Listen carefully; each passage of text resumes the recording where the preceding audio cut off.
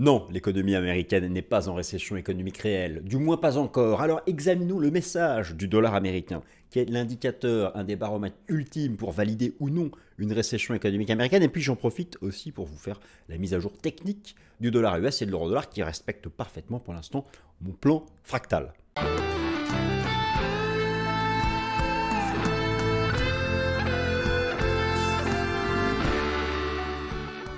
Chers amis, bienvenue, nouvelle édition du Fast and Forex.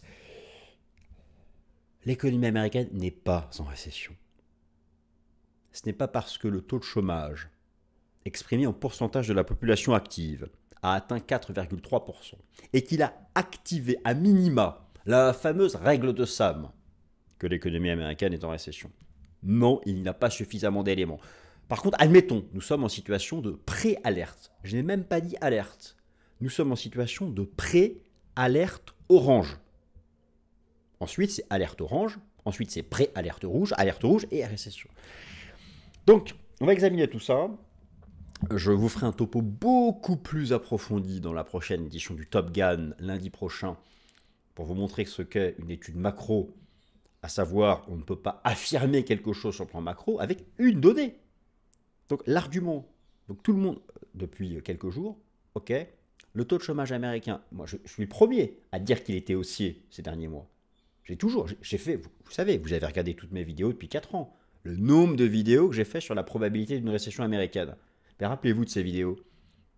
Je vous proposais à chaque fois 7 ou 8 modèles de probabilité. Et on va tous les reprendre lundi prochain. On ne va pas se contenter que du taux de chômage. Et d'ailleurs, ce taux de chômage, on verra à la prochaine mise à jour. Mais dans cette émission Fast and Forex, nous parlons FX, nous parlons commodities, nous parlons dollar qui au passage a rejoint la partie basse de ce fameux triangle et le redonne la partie haute. Bon, je suis assez content sur le plan technique de mon suivi dollar US, euro dollar, mais nous ne sommes pas là ici pour que je sois content ou pas. Nous sommes là pour parler, enfin si, on passe un bon moment, j'espère. J'espère que vous profitez de vos vacances, peut-être que vous êtes à la mer, à la montagne, à la campagne. D'ailleurs, moi je partirai quelques jours à la campagne. Mi-août, on se retrouvera après. Donc, le dollar américain, en l'état, ne nous dit pas que l'économie américaine est en récession. Pour quelle raison? Je vais vous remontrer toutes ces statistiques. On va faire de l'histoire, on va revenir sur les récessions économiques passées, mais on va aussi la parler du présent. Donc, selon le dollar américain, l'économie américaine n'est pas, allez, je vais mettre entre parenthèses un encore, en récession économique réelle. Et donc c'est parti, nous étudions tout ça de l'or US, le bon indicateur. C'est un, en tout cas, des indicateurs ultimes de récession économique. Je déclare la session ouverte avec une ouverture de rideau digne du théâtre, de l'opéra peut-être. Je suis récemment allé à l'opéra Bastille, voir Don Quichotte, avec cette belle ouverture de rideau. La hausse du taux de chômage US a relancé le débat sur la probabilité d'une récession de la première économie mondiale ou deuxième à parité de pouvoir d'achat. Dans ce contexte, quelle tendance envisager pour le dollar américain sur le Forex alors que ce dernier est sous pression baissière à court terme, en tout cas l'a été. Première partie, non. L'économie américaine n'est pas encore, avec un Z, en récession. Deuxième partie, comment s'est comporté le dollar américain lors des récessions économiques du passé? Les réels cette fois, pas les imaginaires. Dollar américain, l'effet baissier d'un pivot pour la bonne raison, c'est-à-dire que vous allez voir qu'en récession, même si le dollar en général monte dans un premier temps, dans un second temps, il chute. Mais moi je pense que le pivot de la Fed ne sera pas fait pour la mauvaise raison. Et bien sûr, on fait comme d'habitude beaucoup d'analyses techniques, les institutionnels, le code report, les spreads de taux, l'euro-dollar, le dollar américain. Et donc j'espère que tout ça, ça vous plaît. Cette récurrence, j'espère qu'elle vous plaît. S'il vous plaît, mettez-moi un petit like. Abonnez-vous, que Swissquote soit content de moi. Si Swissquote n'est pas content de moi, écoutez, voilà, je compte sur vous. Je compte sur vous. Ils sont très difficiles, vous savez. L'économie américaine n'est pas en récession. Nous sommes en situation de pré-alerte orange. Donc, avant même alerte rouge, c'est même pas une alerte orange, c'est une pré-alerte orange. Alors effectivement, la hausse du taux de chômage à 4,3% de population active a fait couler beaucoup d'encre. En tout cas, non mais, sans exagérer, effectivement, c'est un fait. Je vous montre ça tout de suite. La tendance n'est pas bonne, clairement, voilà. Tout le monde peut prendre sa graphique. Ici, je vous ai montré, ce n'est pas le taux de chômage, mais ici, vous avez le nombre de chômeurs aux États-Unis en millions de personnes, qui atteint désormais. Donc, ici, c'est 4,3% de la population active. et je peux vous le montrer en millions de personnes, effectivement, la pente n'est pas bonne. Alors, il y a aussi des raisons conjoncturelles à cela. Première chose, sur ces chiffres-là, le dernier rapport NFP, l'envolée du taux de chômage, vous savez que ce sont des licenciements temporaires. Les statistiques sont disponibles et vous avez un graphique qui compare licenciement temporaire et licenciement définitif. Licenciement définitif, c'est tout plat. Licenciement temporaire, ça c'est envolé, c'est conjoncturel. C'est lié à cette période de vacances, de saisonnalité. Et d'ailleurs, les experts du marché du travail US, quand je dis que quelqu'un est un expert du marché du travail américain, c'est qu'il en fait son job quotidien de l'étude de ce marché du travail, nous disent qu'à la fin de l'été, cette hausse temporaire, cette courbe va retomber. Donc, lorsqu'on regarde ensuite en structure, moi je vais vous montrer mes indicateurs structurels de l'emploi, pour l'instant il n'y a pas d'alerte. Mais effectivement, c'est une préalerte. Il ne faudrait pas que, lors du prochain rapport NFP, le taux de chômage continue d'augmenter. Ça, il ne faudrait pas. Bon. Mais donc effectivement, voilà où est venu donc le stress. Alors, moi je dis soyons clairs, l'économie américaine n'est pas en récession au stade actuel. Au pire des cas, donc, elle est en situation de préalerte. Je vais vous montrer un certain nombre d'arguments en ce moment, mais la tendance n'est pas bonne. Alors moi, j'ai toujours eu plusieurs modèles de probabilité, mais ça, je vais revenir en détail dessus lundi prochain dans le Top Gun, hein, puisque là, c'est le Fast and Forex, on parle surtout du dollar américain, et en quoi le dollar est aussi un baromètre de récession. Mais quand même, je vous rappelle que je vais vous en reparler. Vous avez le modèle du Conference Board, vous avez le modèle des US States Coincident Indexes, vous avez, rappelez-vous, le modèle de probabilité de la Réserve fédérale de Saint-Louis, et vous avez donc la règle de Sam. La fameuse règle de Sam. Voilà pourquoi l'économie américaine sera en récession. Moi, cette règle de Sam, ça fait 1 an que je vous la montre. 1 an que je vous dis que si la moyenne mobile du chômage à 3 mois, la moyenne mobile à 3 mois du taux de chômage, la moyenne mobile à 3 mois du taux de chômage, si elle dépasse 0,50, c'était un indicateur de récession. Oui, on a atteint 0,53. Donc elle est activée de principe. Je vous la montre. Elle est activée de principe, mais vous savez que même 0,53, vous savez que même le créateur de la règle de Sam nous dit qu'il ne faut pas en tenir compte. Mais c'est vrai que dans le passé, lorsqu'on avait une envolée de cette moyenne mobile, ça correspondait aux périodes de récession. Vous voyez ici en grisé. Là, il y a une situation là, on verra la prochaine mise à jour. À la fin, donc ça sera début septembre. Le premier vendredi du mois de septembre. Bon, donc il y a des éléments inquiétants, c'est un fait, ça je le montrais aussi, la tendance haussière des inscriptions hebdomadaires au chômage, la tendance haussière, voilà, vous avez le taux de chômage US, effectivement, vous avez la tendance haussière des inscriptions continues au chômage. Mais, en récession économique réelle, ce n'est pas des raisons conjoncturelles, ce sont des raisons structurelles. Et lorsqu'on a une hausse structurelle du chômage pour une vraie récession, les entreprises, elles licencient massivement pour protéger leurs marges. Donc on a des job cuts qui s'envolent. Les job cuts s'effondrent. Et ça n'a jamais été aussi bas. Dans une économie de services comme les États-Unis, lorsqu'on est en récession, le secteur des services chute, détruit des emplois. Même dans le dernier rapport NFP, ils en ont créé encore un max dans les emplois, dans les services. Même avec cette augmentation du taux de chômage à 4,3 qui est quand même basse, l'économie des services crée encore un maximum d'emplois. Écoutez, je vous montre. Là, vous avez donc le dernier rapport NFP, celui-là même où il y a la hausse du taux de chômage à 4,3. Regardez les services. Ce sont les plus forts pourvoyeurs d'emplois. Et regardez les job cuts. USA, job cuts. Ça ne cesse de s'effondrer. Donc je suis désolé.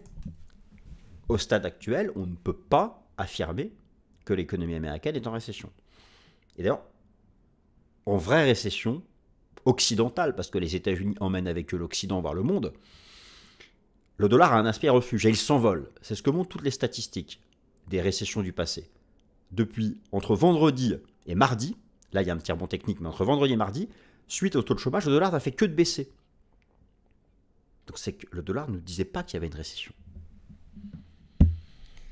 Donc il faut regarder un peu tous ces éléments. Alors ça, je vous en parlerai lundi, mais le modèle de probabilité US States Coincident Indexes, zéro récession. Le modèle de probabilité de la Réserve fédérale de Saint-Louis, 0,16% la probabilité de récession, c'est pas énorme. Hein. Bon, voilà. Donc, première chose. Maintenant, le sujet quand même, dollar américain, le dollar nous dit que l'économie américaine n'est pas en récession.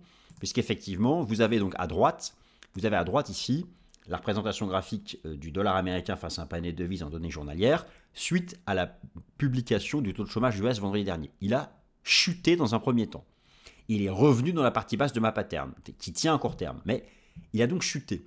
Si vous voulez, dans le passé, j'ai ici mis des exemples de 4 récessions US, et en particulier celle de 2001, la crise financière de 2008 ou encore celle de la crise sanitaire.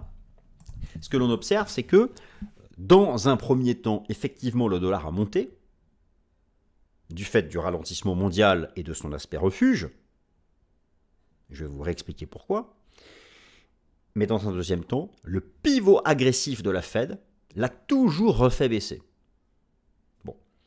Donc, s'il y avait eu une réelle inquiétude de récession économique réelle de l'économie américaine vendredi dernier, avec la mise à jour du taux de chômage, le dollar américain face à un panier de devises se serait envolé. Or, c'est le contraire qui s'est passé. Alors, attention, oui, je ne dis pas, j'admets la situation, attention, de préalerte. J'admets la situation de préalerte. Mais une situation de préalerte peut revenir à la normale, tout comme elle peut devenir une alerte. Donc on verra, nous verrons la mise à jour du prochain rapport NFP début septembre. En tout cas, le dollar a ce rôle de baromètre à côté des modèles de probabilité. Je vous remets ici un slide que je vous avais déjà proposé, où j'avais fait mes petits calculs en vous montrant l'évolution du dollar américain face à un panier de devises, donc le fameux DXY, en période de récession économique réelle de l'économie américaine. Donc on a un vrai ralentissement, voire un taux de croissance négatif, sous zéro donc, du PIB réel de l'économie des États-Unis. Et donc, j'ai pris ici les données de la Grande Dépression de 1930-1933, la récession de 1969-1970, celle de 73 à 75, début des années 80, début des années 90, la guerre du Golfe, la récession de la bulle spéculative dite dot-com de 2001, la récession de la crise financière ici de 2009 et la récession de la crise sanitaire en 2001. Et effectivement, le dollar a globalement toujours été au final bullish. Alors ici, dans les années 30, ce n'était pas le marché d'échange flottant. Vous saviez que les monnaies avaient, en tout cas les plus fortes, avaient un taux de change fixe par rapport à l'or, et donc il y avait eu une dévaluation de l'USD de 20 $ l'once à 35 $ l'once. Ok, très bien.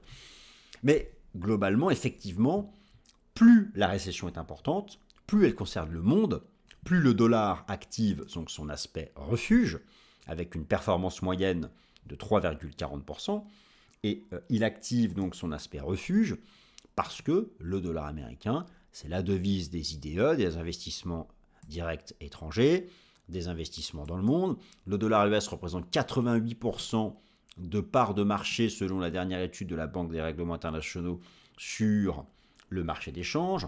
D'autre part, les États-Unis sont le plus grand pourvoyeur d'IDE dans le monde, et lorsqu'il y a une récession aux States, ils rapatrient les capitaux, donc vendent les devises locales et reconvertissent en dollars américains, ce qui in fine soutient le dollar américain. Donc voilà, lorsqu'il y a un vrai stress de récession économique aux États-Unis, le dollar est forcément soutenu. Là, ça n'a pas été le cas. Encore une fois, on est au début, d'accord ? Mais c'est intéressant, je trouve, d'inclure dans cette réflexion maintenant. Il y avait déjà cette réflexion autour de la désinflation. Et moi, je vous ai fait une émission spéciale ce lundi pour vous montrer que j'étais très optimiste pour la mise à jour des chiffres de l'inflation de la rentrée.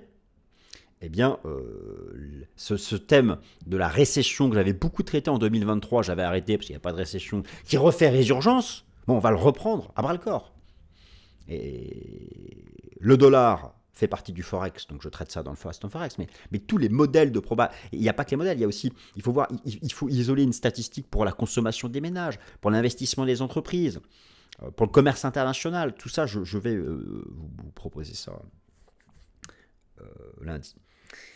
Donc, le dollar est un baromètre majeur pour évaluer si l'économie américaine est donc en récession. Alors, dollar américain, l'effet baissier d'un pivot pour la bonne raison. Effectivement, le marché maintenant se projette sur un pivot. Alors, le dollar américain, voilà, au passage, je suis assez content, mais ça, j'y viens pour la partie technique, a rejoint la partie basse de mon triangle. Vous avez ici donc, en temps réel, la réaction alors, entre vendredi 2 août et lundi 3, voilà, vous avez la réaction. Je ne parle pas de la fin de la semaine, hein, je parle de ce qui s'est passé là, qui a été une réaction baissière sur le dollar, donc ce qui montre bien qu'il n'y a pas eu d'inquiétude majeure aux États-Unis sur le fait que l'économie américaine serait en récession économique réelle. Donc je parle du produit intérieur brut réel. Mais moi je pense qu'au final, le marché se dit qu'avec avec la résurgence de l'inquiétude et une désinflation qui est réelle. Là, reprenez mon Top Gun de lundi où je vous ai montré pourquoi j'étais optimiste sur la désinflation, et je peux même vous remontrer là en temps réel le Trueflation qui est à 1,44, qui confirme sa tendance baissière. Et vous allez voir, hein, les chiffres de l'inflation publiés en septembre, ça va être magnifique. La cible de la Fed à 2%, on y est quasiment, là, mais c'est déjà fait en fait virtuellement. Je ne reprends pas tous les détails, vous avez la vidéo Top Gun, mais pour moi, si vous voulez, le pivot de la Fed se fera pour la bonne raison. Il y a cette thématique de la récession qui est une nouvelle source d'inquiétude fondamentale, mais qui n'est pas encore ancrée d'un point de vue structurel. Et donc, tant qu'elle a une dimension conjoncturelle, pour moi, la Fed, elle va pivoter pour la bonne raison, qui est la désinflation, et cette désinflation, elle est structurelle. Et donc, in fine, cela se traduit par une baisse du dollar américain. Alors, ici, vous avez les nouvelles anticipations liées à la politique monétaire de la Fed, où le marché envisage, avec une probabilité de 70%, 2 baisses de taux d'un coup lors de la décision de politique monétaire du mercredi 18 septembre prochain, et ensuite une succession de baisses de taux. Et pour moi, cela donc se fera pour la bonne raison. Prochaine mise à jour de l'inflation, c'est le CPI lors de la journée du mercredi 14 août. Mercredi 14 août, où malheureusement je serai en congé, donc je vous actualiserai ça la semaine d'après. Alors, dollar américain, euro-dollar, spread de taux, cote report, analyse technique. Finalement, voilà, nous en restons sur des choses classiques. Le dollar américain a donc rejoint la partie basse de cette pattern chartiste que je vous avais décrit, qui a sa version miroir sur l'euro-dollar, cette pattern en triangle. Nous n'en sommes toujours pas sortis. Tant que le marché ne n'en sort pas, il n'y a pas de phase de tendance. Maintenant, quelles ont été les réactions des taux d'intérêt? Parce que n'oubliez pas que les tendances sur le marché des changes, c'est avant tout les spreads de taux. Les taux absolus et surtout les spreads de taux, parce que tout est relatif. Et puis vous avez aussi le positionnement institutionnel. Alors, les données de positionnement institutionnel qui sont à ma disposition sont celles de la semaine dernière, parce que c'est toujours mis à jour avec une semaine d'écart. Donc, je n'ai pas le positionnement institutionnel suite au taux de chômage. Mais on a quand même quelques éléments qui sont intéressants et qu'on va pouvoir regarder ensemble. Alors, pour le dollar américain face à un panier de devises, moi j'ai toujours mon hypothèse d'une ABC. Alors, soit on est encore dans la vague B avec un triangle, on a une sous A, une sous B, une sous C, une sous D, il faudrait qu'on refasse une sous E et repartir. Soit en fait, c'est pas un triangle héliotiste et on est déjà en train de construire la grande C et nous serions potentiellement, on aurait fait la 1 de la grande C, la 2 de la grande C, la 3 de la grande C. Bon, ça, à voir. Notez la précision chartiste et notez sur le Rodol la perfection. Cette pattern, ça fait quand même 6 mois qu'on la travaille ensemble. Bon, donc là c'est pareil, hein, une A, une B, une C, une D, donc on pourrait peut-être faire encore une E et derrière sortir par le haut en septembre. Donc attention à court terme. Hein. Il y a un vrai échec, quand j'enregistre cette vidéo dans la partie haute du triangle. Mais ce sont ces deux patterns. N'oubliez pas que dans le DXY, dans le calcul DXY, c'est 57% d'euro-dollar. C'est vraiment cette configuration de chartiste qu'il faut observer. Alors, bien sûr, comment savoir si le dollar sortira par le haut, par le bas ou par le haut? Il sortira par le haut si les spreads de taux s'envolent. Il sortira par le bas si les spreads de taux chutent. Alors, dans un premier temps, il y a eu une baisse du spread de taux face à la zone euro représentée par le dollar, ce qui a donc expliqué ce rebond du cours de l'eurodoll. Mais vous voyez que l'eurodoll bloque dans la partie haute de sa pattern chartiste et que ça correspond à un rebond du spread de taux. Donc ça c'est assez logique. Maintenant, il faut regarder les spreads de taux face aux autres devises majeures, et en particulier le yen et la livre sterling. Et donc, dans un premier temps, il y a eu une baisse des spreads, et là, il y a un rebond des spreads. Donc, nous sommes encore en situation de neutralité, finalement, sur ces spreads de taux. Et cette situation de neutralité est bien illustrée par cette pattern chartiste ici. L'euro-dollar, en clair, sera haussier s'il dépasse les 1,1030. S'il dépasse les 1,1030, en route pour 1,15. S'il casse les 1,06, en route pour 1,03. Pour l'instant, ici, c'est neutre. Et sur le DXY, eh ben, vous avez ici les niveaux chartistes qui sont bien indiqués par cette pattern chartiste. Alors, qu'est-ce que font les institutionnels dans cette phase latérale sur l'euro-dollar? Phase latérale qui est parfaitement bien illustrée par la mise à plat de la moyenne mobile à 30 semaines, qui est une moyenne mobile très respectée par les institutionnels, qui est chère à Stan Weinstein. Eh bien, alors les données datent d'une semaine, donc elles n'intègrent pas la réaction des investisseurs suite au taux de chômage. Mais on a eu une stabilisation de la position nette institutionnelle, une augmentation des positions longues, et on est dans la zone basse ici, qui avait vu le point de départ d'un mouvement haussier de l'eurodoll. Mais voilà, c'est la zone basse, mais bon, c'est encore assez neutre. Je pense qu'on a deux bornes ici. Et si vous voulez, si vous avez une position nette acheteuse qui casse cette résistance, donc la ligne jaune, les achats moins les ventes, si vous avez une position nette acheteuse qui casse cette résistance et les asset managers, et une sortie par l'eau de cette pattern et un dépassement des indices, on ira à 1,15. Mais ça va prendre encore du temps.